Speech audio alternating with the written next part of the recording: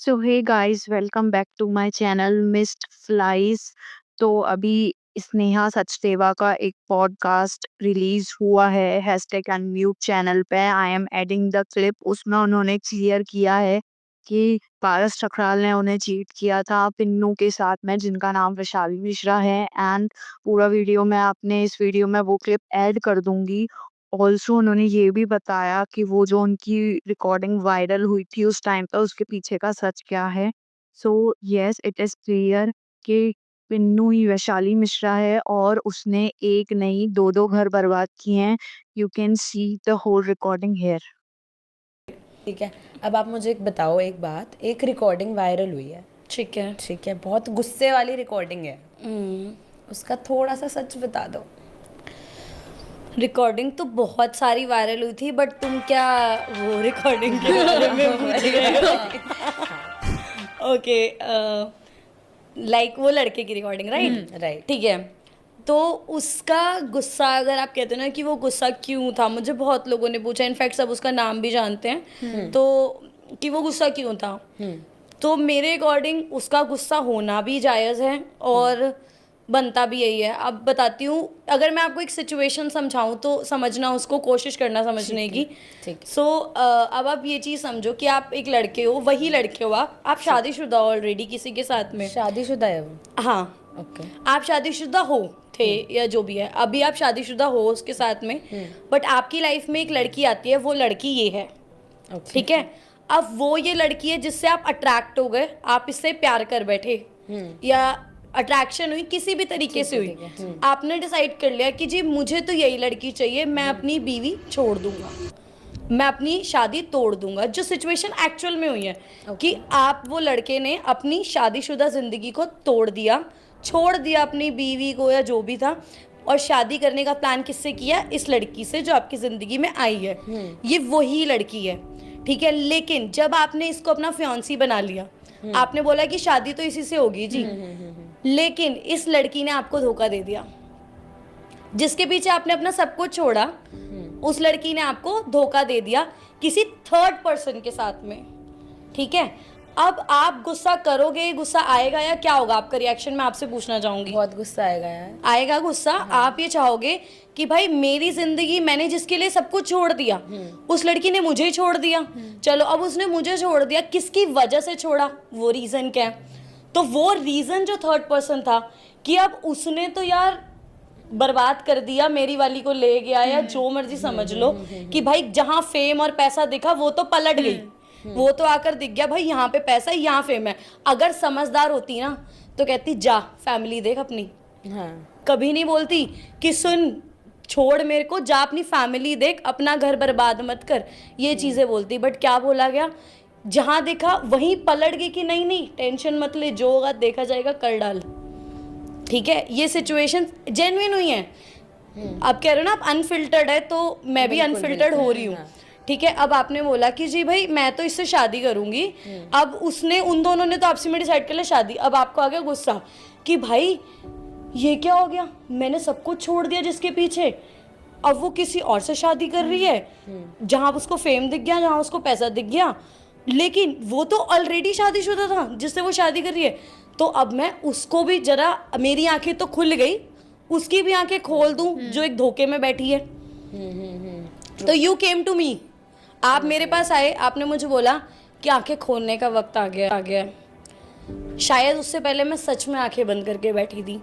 मेरे को, मैं एक अलग जिंदगी में जी रही थी, चाहे वो रात भर बाहर रहे या जो मर्जी हो, मैं एक ऐसे अंधेरे में, होता है ना कि यार जो है सब कुछ है वो मेरा है, ऐसे वाली चीज़।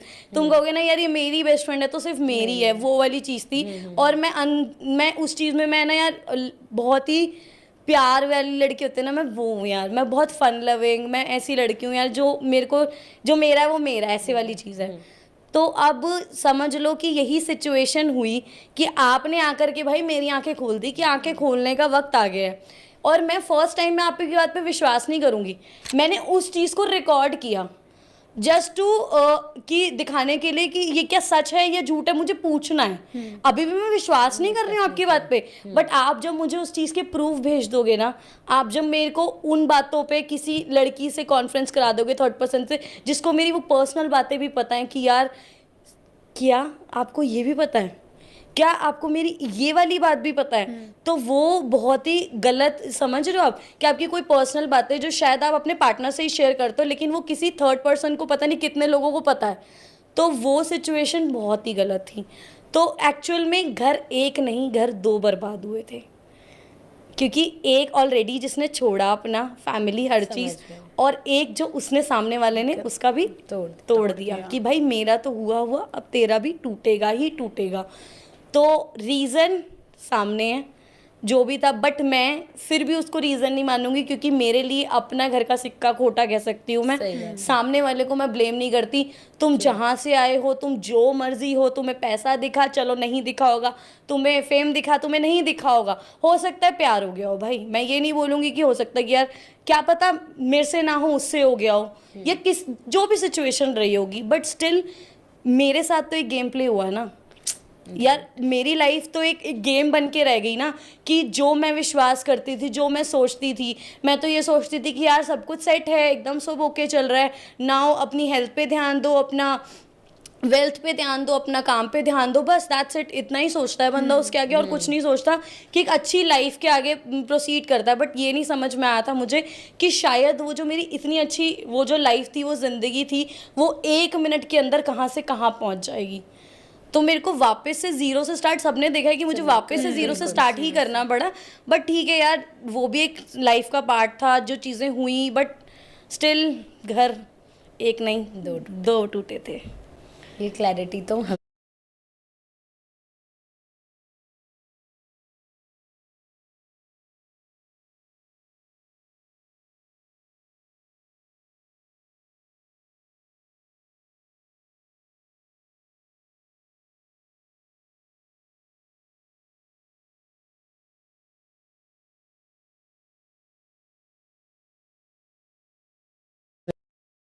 जेन्युइनली ऐसे जगाया गया कि उठ, क्या हुआ है, उठ कुछ खा, ऐसे करके।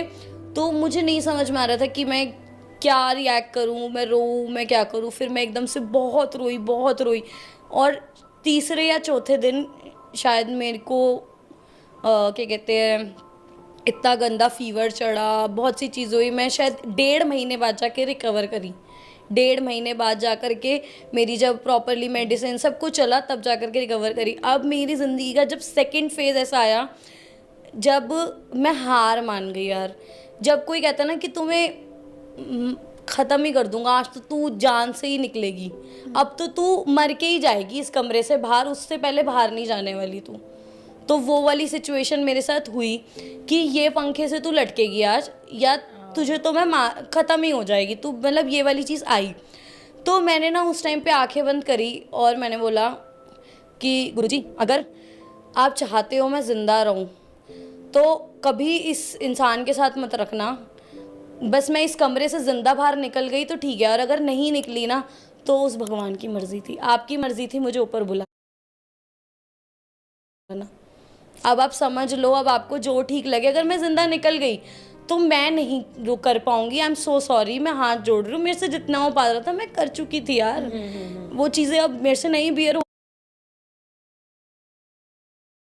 हो पा रही थी। मेरे को भी नहीं लगता कि शायद मेरी इतनी ज़्यादा एज है कि मुझे वो सब चीज़ें बियर करनी चाहिए थी, या वो सिचुएशन में मुझे इस तरीके से यार जो भी है। So if you like the video, then do subscribe to my channel for more such content. Thank you.